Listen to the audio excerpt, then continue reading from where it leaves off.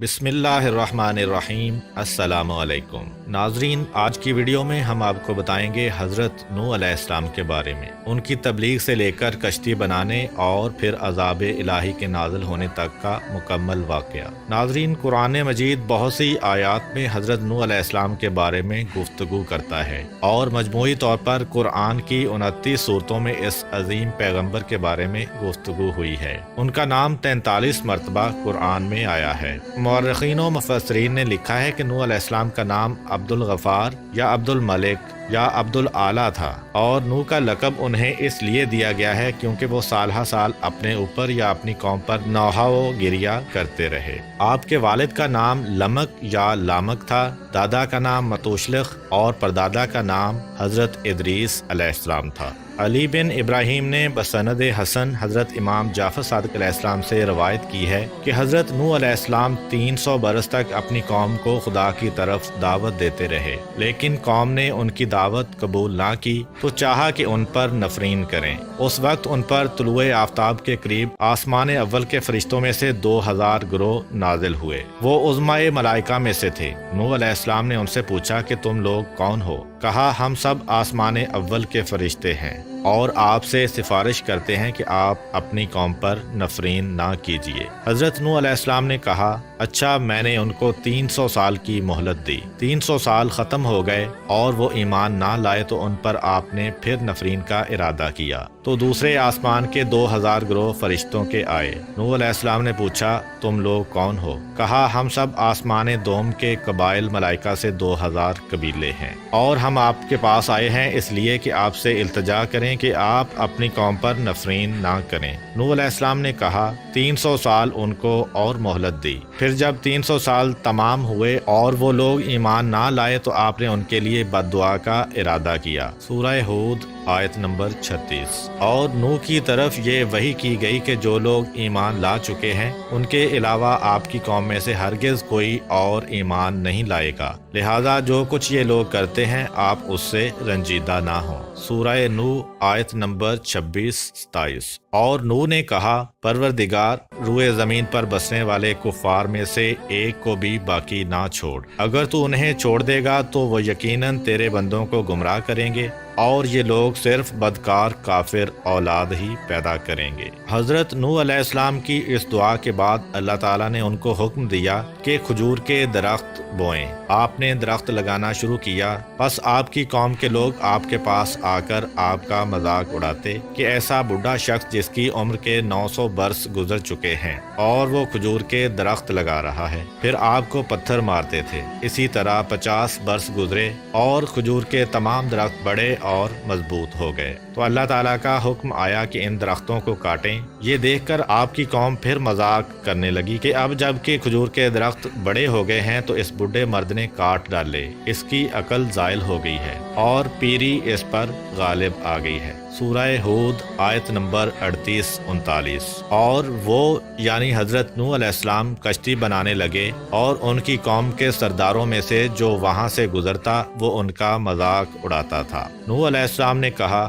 اگر آج تم ہمارا مذاق اڑاتے ہو تو کل ہم تمہارا اسی طرح مذاق اڑائیں گے جیسے تم مذاق اڑاتے ہو۔ ان قریب تمہیں علم ہو جائے گا کہ کس پر وہ عذاب آتا ہے جو اسے رسوا کر دے گا اور کس پر ہمیشہ رہنے والا عذاب نازل ہوگا۔ اللہ تعالیٰ نے حضرت نوح علیہ السلام کو کشتی بنانے کا حکم دیا اور جبرائیل علیہ السلام کو ان کی تعلیم پر مامور فرمایا۔ غرض کہ نوح علیہ السلام نے کشتی بنانا شروع کیا۔ اس کی لمبائی 1200 ہاتھ، چوڑائی 800 ہاتھ اور اونچائی 80 ہاتھ تھی۔ ایک ہاتھ سے مراد کوہنی سے لے کر درمیانی انگلی کا آخری سرا ہوتا ہے اور یہ تقریباً آدھا میٹر ہوتا ہے۔ اس طرح کشتی کی لمبائی تقریباً 600 میٹر، چوڑائی 400 میٹر اور اونچائی 40 میٹر تھی۔ حضرت نوح علیہ السلام نے عرض کی، خدا بندہ، کشتی بنانے میں میری کون مدد کرے گا؟ خدا نے وہی فرمائی کہ اپنی قوم کے درمیان اعلان کرو کہ جو شخص کشتی بنانے میں میری مدد کرے گا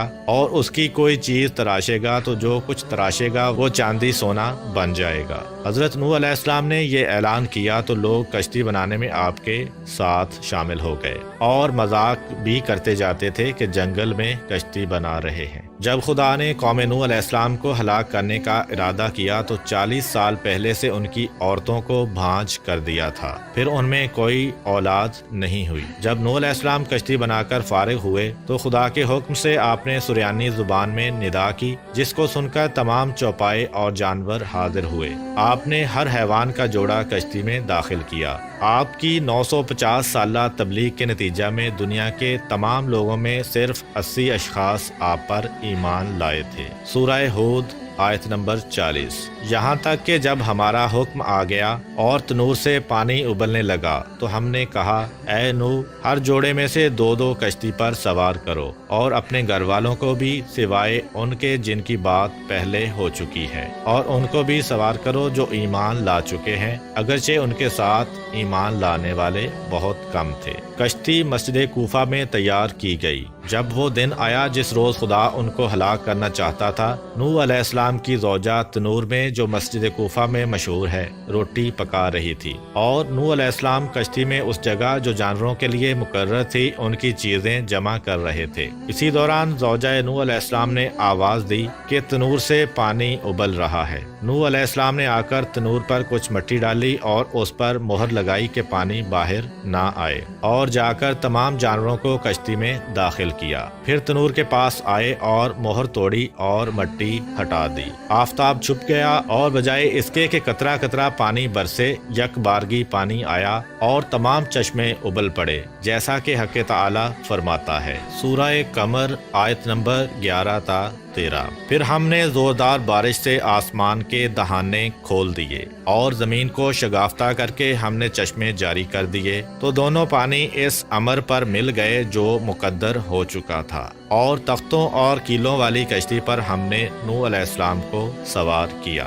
اللہ تعالیٰ نے حضرت نوح علیہ السلام سے فرمایا کہ کشتی میں سوار ہو جاؤ۔ کشتی کے چلنے اور رک جانے کے وقت خدا کے نام کے ساتھ نجات کی دعا کرتے رہنا یا بسم اللہ کہتے رہنا۔ غرض کشتی حرکت میں آئی اور نوح علیہ السلام نے اپنے کافر بیٹے کو دیکھا جو پانی میں کھڑا ہوتا اور گرتا جاتا۔ فرمایا، بیٹا ہمارے ساتھ کشتی میں سوار ہو جاؤ اور کافروں کے ساتھ مت رہو۔ اس نے کہا، یعنی جلد پہاڑ پر چڑھ جاتا ہوں اور وہاں پناہ لیتا ہوں، وہ مجھ کو پانی میں ڈوبنے سے محفوظ رکھے گا۔ نوح علیہ السلام نے فرمایا، آج خدا کے عذاب سے کوئی بچانے والا نہیں ہے مگر وہی بچ سکتا ہے جس پر خدا رحم فرمائے۔ پھر نوح علیہ السلام نے کہا، پالنے والے، یقیناً میرا بیٹا میرے اہل سے ہے، اور بے شک تیرا وعدہ سچا ہے، اور تو تمام حکم کرنے والوں سے بہتر حکم کرنے والا ہے۔ حق تعالیٰ نے فرمایا، اے نوح علیہ السلام، وہ تمہارے اہل سے ہرگز نہیں ہے جن کی نجات کا میں نے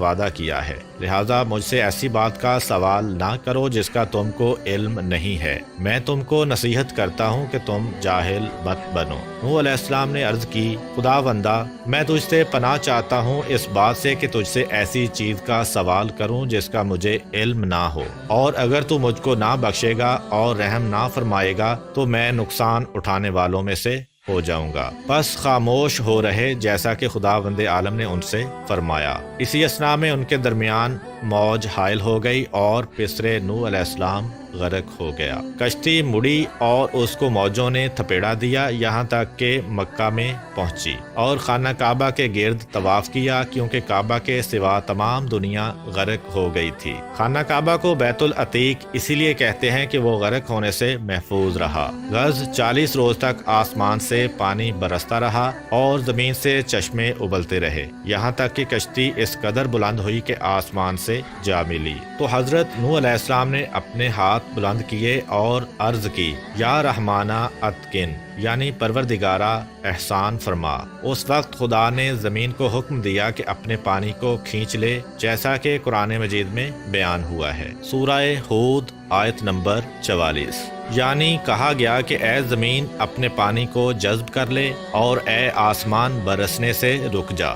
جو پانی زمین سے باہر آیا تھا زمین نے اسے جذب کر لیا، مگر آسمان کے پانی کو قبول نہ کیا اور کہا کہ خدا نے مجھے صرف اپنے پانی کے جذب کرنے کا حکم دیا ہے۔ تو آسمان کا پانی زمین کے اوپر ہی ٹھہر گیا اور کشتی جودی پر ٹھہری، اور وہ موصل میں ایک بڑا پہاڑ ہے۔ پس خدا نے جبرائیل علیہ السلام کو بھیجا تو جو پانی زمین پر رکا ہوا تھا اس کو ان دریاؤں میں پہنچا دیا جو دنیا کے گرد خلق کیے گئے ہیں، اور نوح علیہ السلام کو خدا نے وحی فرمائی۔ سورہ ہود آیت نمبر 48۔ کہا گیا، اے نوح علیہ السلام، اترو ہماری طرف سے سلامتی اور برکتوں کے ساتھ جو آپ پر اور ان جماعتوں پر ہیں جو آپ کے ساتھ ہیں، اور کچھ جماعتیں ایسی بھی ہوں گی جنہیں ہم کچھ مدت زندگی کا موقع بخشیں گے، پھر انہیں ہماری طرف سے دردناک عذاب پہنچے گا۔ پھر حضرت نوح علیہ السلام نے 80 مومنوں کے ساتھ جو آپ کے ہمراہ تھے موصل میں کشتی سے اترے اور مدینہ السمانین کی بنیاد ڈالی۔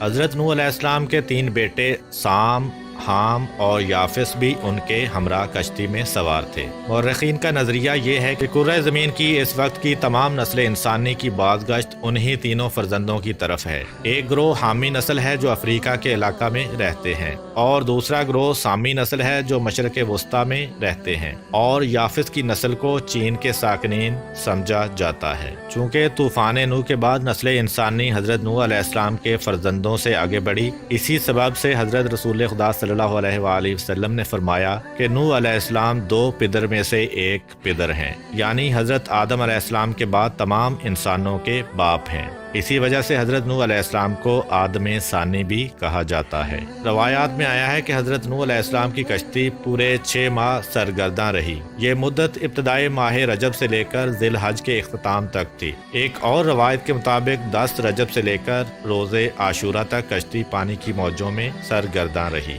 حضرت امام موسیٰ بن جعفر علیہ السلام سے منقول ہے کہ جب نوح علیہ السلام کشتی میں بیٹھے اور وہ خدا کے حکم سے چلی، اس وقت خدا نے پہاڑوں پر وحی کی کہ میں اپنے بندے نوح علیہ السلام کی کشتی کو تم میں سے کسی پر ٹھہرانا چاہتا ہوں۔ یہ سن کر تمام پہاڑوں نے اپنے اپنے سر بلند کرنا شروع کیے، سوائے کوہ جودی کے جو موصل میں ہے۔ اس نے عجز و انکساری سے کام لیا اور کہا کہ میرا وہ رتبہ نہیں ہے کہ نوح علیہ السلام کی کشتی مجھ پر ٹھہرے۔ خدا نے اس کی انکساری پسند فرمائی اور کشتی کو معمور کیا کہ اسی پر ٹھہرے۔ لہذا جب کشتی جودی سے ٹکرائی اور متزلزل ہوئی تو اہل کشتی کو اس کے ٹوٹ جانے اور ڈوب جانے کا خوف ہوا۔ اس وقت نوح علیہ السلام نے ایک جروکے سے جو کشتی میں تھا اپنا سر باہر نکالا اور ہاتھوں کو آسمان کی جانب بلند کیا اور کہا، یا رحمانو اتقن، یعنی پروردگار احسان فرما۔ ایک اور روایت کے مطابق حضرت نوح علیہ السلام نے جناب رسول خدا اور ان کی آل کا واسطہ دے کر اللہ تعالیٰ سے دعا کی تھی۔ بہت سے مفسرین نے کہا ہے کہ کوہ جودی جس کے کنارے کشتی نوح علیہ السلام آ کر لگی تھی اور جس کا ذکر قرآن میں آیا ہے، وہ وہی مشہور پہاڑ ہے جو موصل کے قریب ہے۔ بعض دوسرے مفسرین نے اسے حدود شام میں یا آمد کے نزدیک یا عراق کے شمالی پہاڑ سمجھا ہے کہ یہ وہ پہاڑ ہے جو موصل اور الجزیرہ کے درمیان ہے۔ الجزیرہ شمالی عراق میں ایک جگہ ہے اور یہ الجزائر یا الجزیرہ نہیں جو کہ آج کل مشہور ہے۔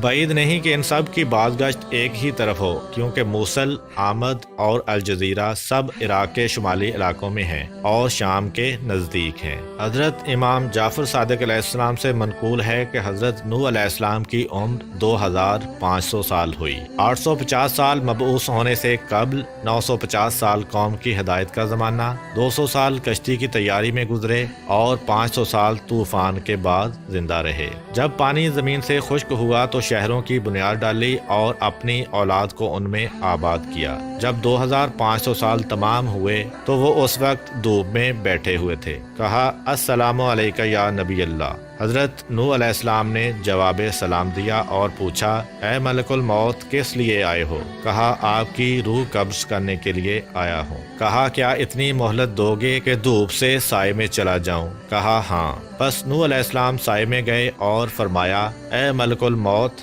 دنیا میں میری زندگی کی مدت دھوپ سے سائے میں آنے کے مانند تھی۔ اب جو کچھ تم کو حکم دیا گیا ہے بجا لاؤ۔ ملک الموت نے حضرت نوح नूह अलैहिस्सलाम की रूह मुक़द्दस कब्ज़ कर ली। उम्मीद करता हूँ कि आपको आज की वीडियो पसंद आई होगी। अगर आपको हमारी वीडियो पसंद आई है तो वीडियो को लाइक करें और अपने दोस्तों के साथ शेयर भी करें। मिलते हैं इसी तरह की एक और इंफॉर्मेटिव और इस्लामिक वीडियो के साथ। तब तक के लिए इजाज़त